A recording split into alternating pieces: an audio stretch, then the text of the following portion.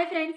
तो हम जान रहे थे वैल्यूज़ के बारे में। जो रोशनी की किरणें होती है, रोशनी जो हमारे सब्जेक्ट पे जो हम बना रहे हैं उस पर किस तरह पड़ रहा है, उसकी जो शेडोज बन रही होती है, उसके अलग अलग तरह की वो शेड्स जो बनते हैं वो कैसे बनते हैं, उसे उन शेड्स को ही हम वैल्यूज़ कहते हैं, जज करते हैं। ठीक है।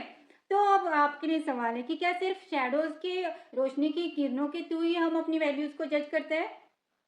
तो इसका आंसर है टोटली नो। कैसे? Let me explain.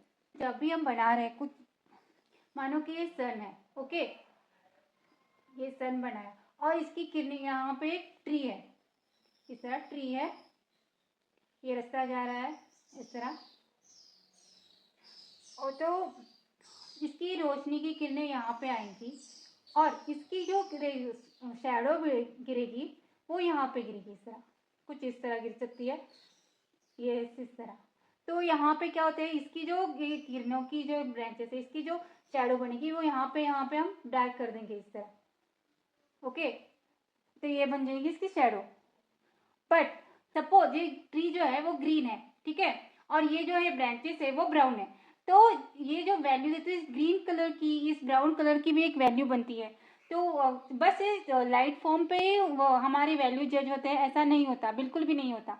तो ये दो फॉर्म होते हैं, मानो कि अभी देखो, वैल्यूज वैल्यूज जो होती है तो उसके टोटल 9 शेड्स बनते हैं।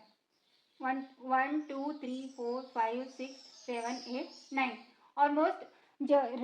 सूरज की किरणें जहाँ से आ रही है वहाँ से हम तक पहुँचने में उसकी जो जितना डिस्टेंस बहुत लंबा होता है, तो उसकी उस पे जो हमारी शेडोज, हमारी वैल्यूज मेजर होती है, जज होती है। तो ये 9 बढ़ती है, कभी कभी 10 और 11 भी हो सकता है।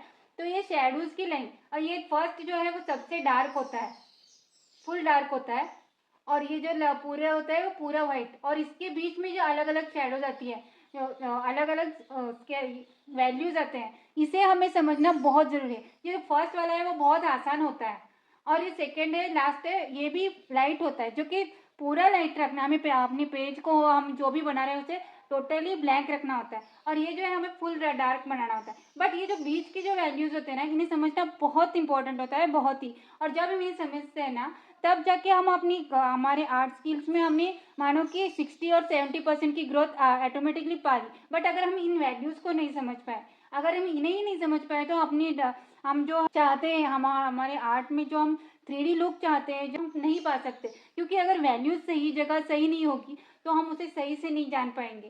तो अभी इन बातों को समझना बहुत ज़रूरी होता है। तो वैल्यू जज होती है 2 बेस पे, एक शेडोज के बेस पे